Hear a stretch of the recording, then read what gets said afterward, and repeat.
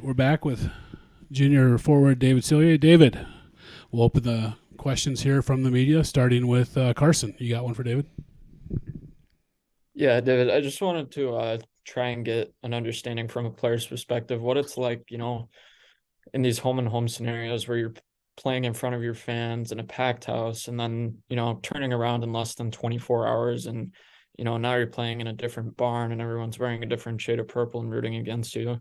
Just what's that like, that mentality shift that you have to make in such a short amount of time?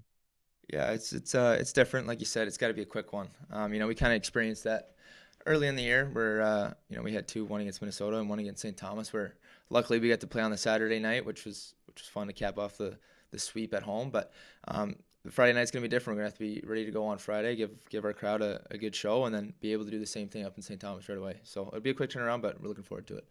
Kevin Dudley?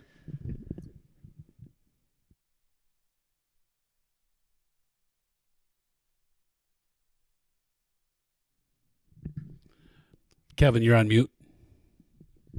Good now? Yeah. Hear me now? Yeah, you're good to go. Okay. I was just saying, I don't know, looking at the stats, I don't know how often you do that, but to be, second in the nation in goals, I know that we've talked a little before about an approach change with you with trying to shoot the puck more and being more intentional about that.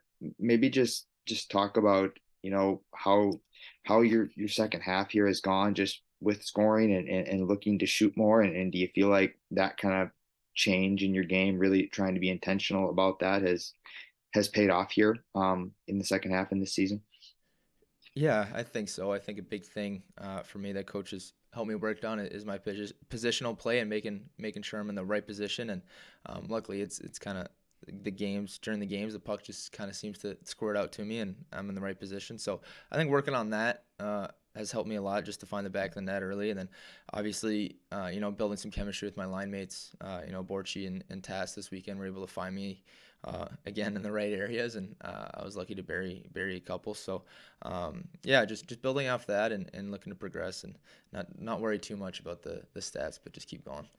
Kevin, you got to follow up? Yeah.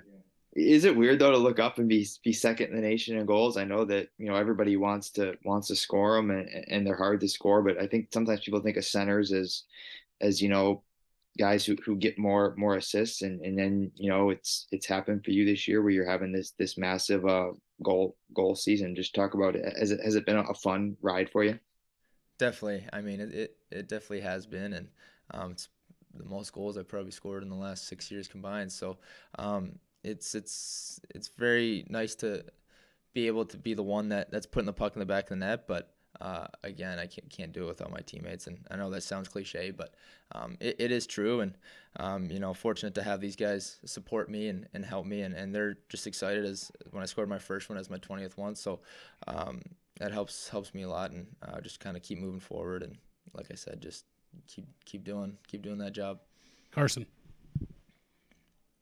Dave, I mentioned this with Coach just a little earlier, but every time you play St. Thomas, I feel like your name always gets mentioned, whether it be a hat trick last year on hockey day or, a few goals you scored earlier this season against them.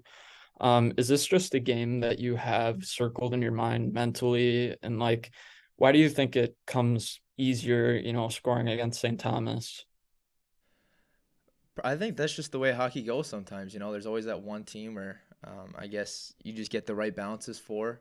It's just the way it kind of works out. And, I wouldn't say this one was circled, but definitely excited about this one for other reasons other than it being St. Thomas. Have a chance to cap off a good start coming in a break and kind of rewrite our season here after a tough first half. And I think that's more why the series is circled for myself personally. And it kind of happens to be St. Thomas, which I've had some success against in the past, and just kind of adds to how important this weekend and how special this weekend can be. Kevin? I haven't had a chance to ask you about this yet, David, but you picked up that A on your sweater, I think, at some point late in the first half. I know Morton going down, but I know when you came to the program, it was kind of late in the process last year, and you thought you were going to go back to Clarkson, but then you make the decision to transfer, And now what, less than 18 months later, you're wearing a badge here. Talk about the honor to wear that, and just how kind of I guess it's been a crazy whirlwind for you since coming, how quickly it's all happened, hasn't it been?